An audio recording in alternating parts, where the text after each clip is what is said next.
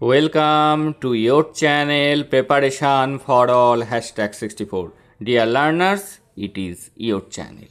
আজকের D.El.Ed part 2 CC 2 থেকে আরও একটি গুরুত্বপূর্ণ কোশ্চেন এবং তার আনসার নিয়ে আলোচনা করব। এক দুবার দেখে নাও ক্লাসটি, নিজেরাই নিজের ভাষাতে লিখতে পারবে। শিক্ষাক্ষেত্রে দূরদর্শনের শিক্ষামূলক ভূমিকা আলোচনা করুন। তাহলে আমরা দেখি উত্তরটা কেমন লিখতে হবে।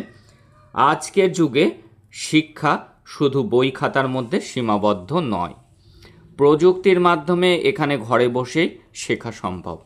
এই প্রযুক্তির একটি বড় মাধ্যম দূরদর্শন বা টেলিভিশন। দূরদর্শন শুধু বিনোদনের জন্য নয়, এটি এখন শিশুরও একটি গুরুত্বপূর্ণ হাতিয়ার হয়ে উঠেছে। তাহলে কি আজকের যুগে শিক্ষা শুধু বই খাতার মধ্যেই সীমাবদ্ধ নয়, প্রযুক্তির মাধ্যমে এখানে ঘরে বসেই শেখা সম্ভব। এই প্রযুক্তির একটি বড় মাধ্যম হলো দূরদর্শন বা টেলিভিশন।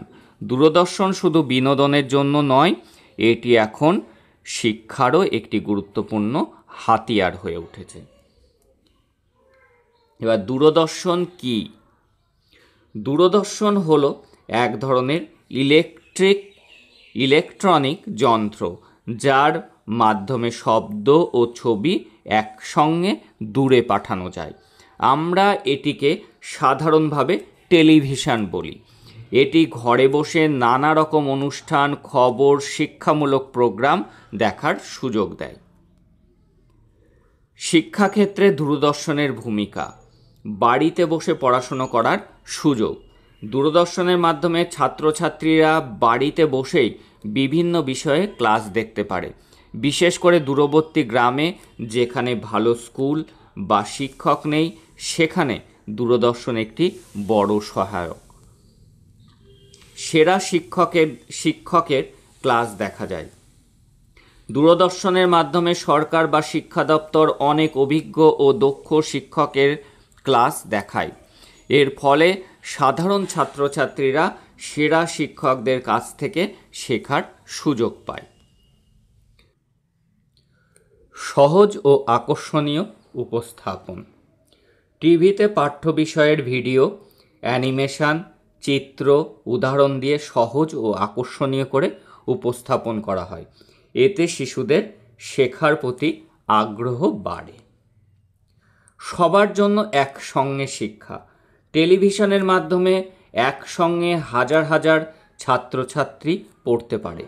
ফলে সমান সুযোগ তৈরি হয় এবং সবাই এক ধরনের শিক্ষা পায়। বিভিন্ন চ্যানেল ও প্রোগ্রাম: সরকারি দূরদর্শনে যেমন শিক্ষা দর্শন, স্বয়ং শিক্ষা ভবন, দীক্ষা চ্যানেল, সিইটি ইত্যাদি প্রোগ্রামের মাধ্যমে নিয়মিত ক্লাস দেখানো হয়। এতে নানা শ্রেণীর ও বিষয়ের শিক্ষা দেওয়া হয়। তাহলে সরকারি যে দূরদর্শন আছে, যেমন শিক্ষা দর্শন, স্বয়ং শিক্ষা ভবন, দীক্ষা চ্যানেল এবং সিইটি ইত্যাদি প্রোগ্রামের মাধ্যমে নিয়মিত ক্লাস দেখানো হয়। এতে নানা শ্রেণীর ও বিষয়ের শিক্ষা দেওয়া হয়। পরীক্ষা প্রস্তুতি ও দিক নির্দেশনা: দূরদর্শনের বিভিন্ন পরীক্ষার প্রস্তুতির জন্য বিশেষ অনুষ্ঠান প্রচার করা হয়, যেমন মাধ্যমিক, উচ্চ মাধ্যমিক বা প্রতিযোগিতামূলক পরীক্ষার গাইডলাইন।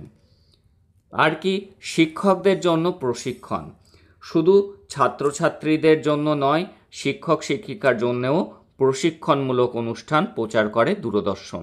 এতে শিক্ষকরা নিজেদের জ্ঞান উন্নত করতে পারেন।